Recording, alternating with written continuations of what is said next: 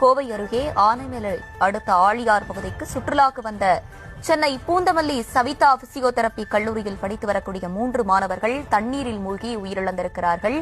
கூடுதல் விவரங்களோடு இணைகிறார் செய்தியாளர் மாசிலாமணி. மாசிலாமணி, வணக்கம். விரிவான விவரங்கள். வணக்கம்.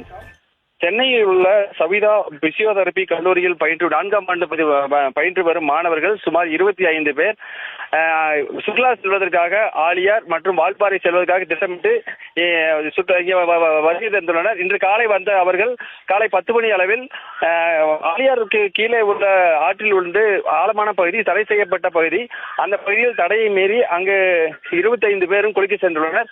அதில் முதலில் ஆண்டோ என்பவர் உள்ள சென்றதாக தெரிகிறது.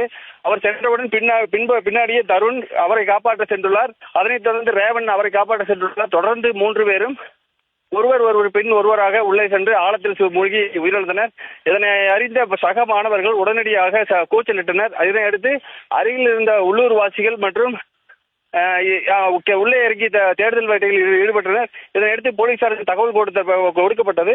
கொடுக்கப்பட்ட தகவலின்படி போலீசார் விரைந்து அங்கு இருந்த மாணவர்களை அரை மணி நேர போராட்டத்தில்